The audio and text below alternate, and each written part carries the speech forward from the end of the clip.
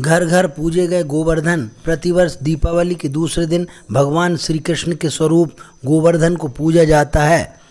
नगर में घनश्याम डांगरा के यहाँ प्रतिवर्ष गोवर्धन की पूजा बड़े उत्साह एवं धूमधाम से की जाती है। रहटवाड़ा रोड स्थित सामाजिक कार्यकर्ता ऋतुपर्ण ओरहा के निवास पर भी गोवर्धन की पूजा बड़े धूमधाम के साथ की गई।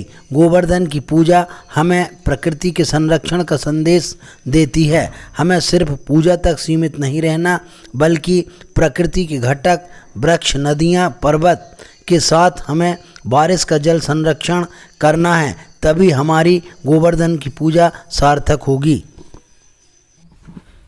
द्वापर में भगवान श्री कृष्ण ने जब देखा कि सभी लोग इंद्र की पूजन की तैयारी कर रहे हैं, तो उन्होंने अपने माता पिता से पूछा कि इंद्र की तैयारी, ये किस देवता की पूजन की तैयारी हो रही। तो सभी लोगों ने बताया कि इंद्र देवता की पूजन। बोले इंद्र की क्यों?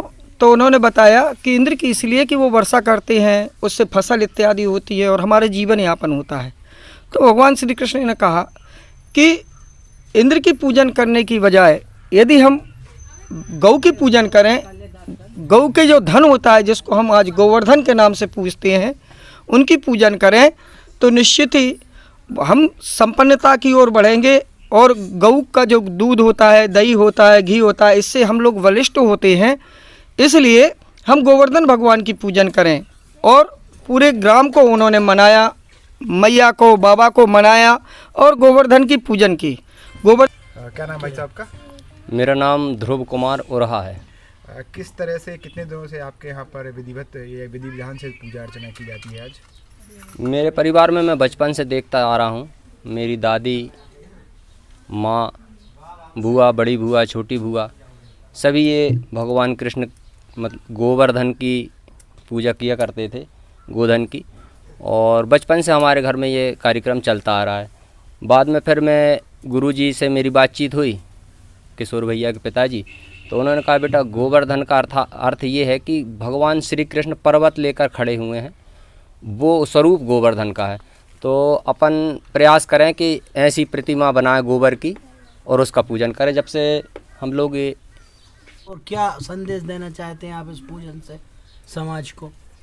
मेरा तो एक ही संदेश है, भारत तीज त्योहारों की भूमि है और ये परंपरा पहले तो पूरे भारत में होती थी। मथुरा वृंदावन से ये प्रारंभ हुआ गोवर्धन की पूजन का महत्व।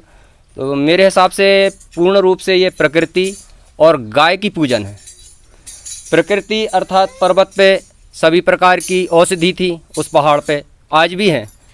और भगवान श्री कृष्ण ने, मेरा मानना ये है, मैंने कथाएं भी सुनी हैं और आप जैसे ब्राह्मणों के सानिध्य में भी रहता हूँ, मैंने कहीं ये नहीं सुना किसी देवी देवता के स्वयं के मुख से। राम ने भी नहीं कहा कि मेरी पूजन करो, कृष्ण ने भी नहीं कहा कि मेरी पूजन करो, शंकर जी ने नहीं कहा, श्री भगवान गणेश ने भी नहीं कहा, माता भगवती ने भी नहीं कहा। लेकिन भगवान श्री कृष्ण ने ये एक बात ज़रूर कही थी कि गोवर्धन पर्वत की पूजन करें।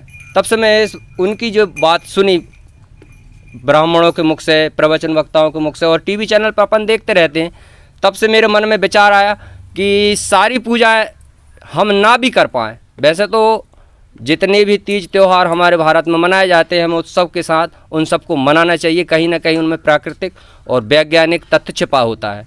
आज की पूजन में भी वैज्ञानिक तथ्य छिपा है। तो कभी किसी भी देवी देवता ने नहीं कहा कि आप मेरी पूजा करें, लेकिन भगवान कृष्ण की आज्ञा है कि गोवर्धन की पूजा हो। इसलिए हम सब भारतवर्ष के लोग गोवर्धन गिरधारी की पूजन उस दिन से करते आ रहे हैं।